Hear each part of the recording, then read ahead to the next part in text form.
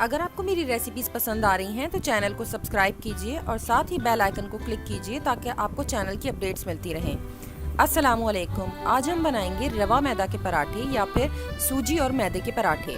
इसके लिए हमें जिन चीज़ों की ज़रूरत है उसमें शामिल हैं 2 कप मैदा, 3 टेबल स्पून घी, 2 चुटकी मीठा सोडा या खाने का सोडा, नमक आधा चाय का चम्मच, पिसी हुई चीनी 1 चाय का चम्मच, सूजी आधा कप,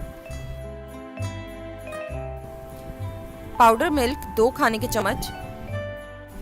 पेस्ट बनाने के लिए चावल का आटा 2 से 3 खाने के चम्मच, घी 2 से 3 खाने के चम्मच। सबसे पहले मैदे को छान, फिर इसमें खाने का सोडा, सूजी, नमक, पिसी हुई चीनी, पाउडर मिल्क और घी शामिल करके अच्छी तरह मिक्स कर लें। अगर आप चाहें तो इसमें एक अंडा भी शामिल कर सकते हैं। जब तमाम चीज़ें मिल जाएं तो नीम गर्म पानी से आटे को गूंद लें और आधे घंटे के लिए छोड़ दें। अगर आप पाउडर मिल्क शामिल ना करें तो आधा कप दूध और पानी मिलाकर नीम गर्म करें और उससे आटे को गूंदें। एक अलहदा प्याले में घी और चावल के आटे को मिक्स करके स्मूथ पेस्ट बना लें।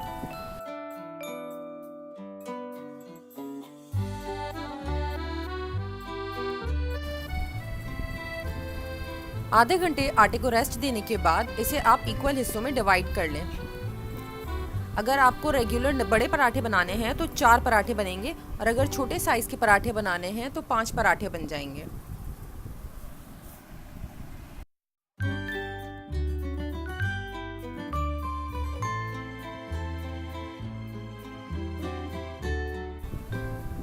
एक पेड़ा लेकर उसे बड़ी रोटी में बेल लीजिए और फिर उसके ऊपर जो चावल के आटे और घी से हमने एक पेस्ट तैयार किया है अच्छी तरह से लगा दें।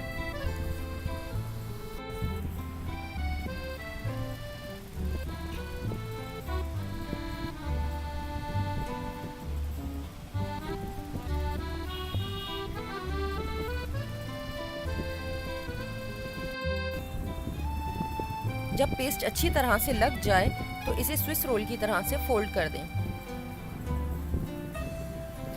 और इसे साइडों में खींचते जाएं और अच्छी तरह टाइट करते हुए फोल्ड करें।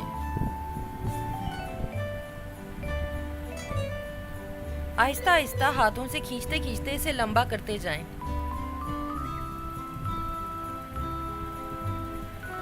फिर गोल पेड़ा बना के 15 से 20 मिनट के लिए रख दीजिए। ज़रूरी नहीं है कि आप हर इंडिविजुअल पेड़े को इसी तरह से पहले फैलाकर उस पर पेस्ट लगाएं और फोल्ड करें।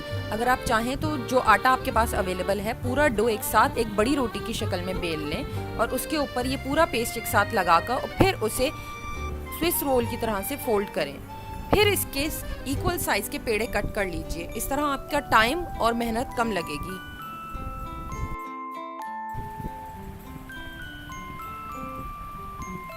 इसी तरह से तमाम पेड़ों को तैयार करके 15 से 20 मिनट तक छोड़ दें।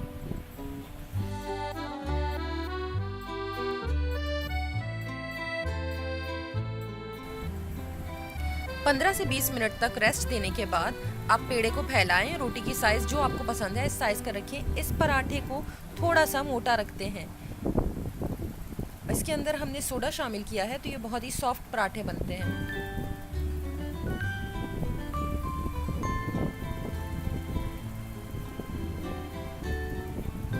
पराठा बेलने के बाद गरम तवे पर सेक लें। पहले एक तरफ से सेकें। जब बबल्स बनने लगे इसके ऊपर घी लगाएं और फिर इसे टर्न करें।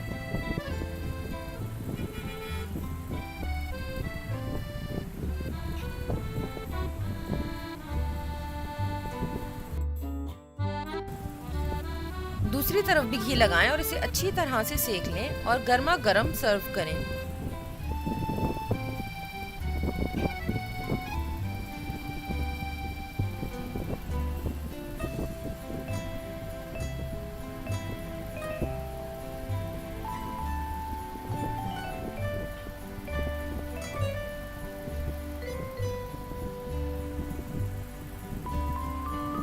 अगर आपको मेरी रेसिपीज़ पसंद आ रही हैं तो प्लीज़ लाइक, कमेंट और शेयर करना ना भूलें।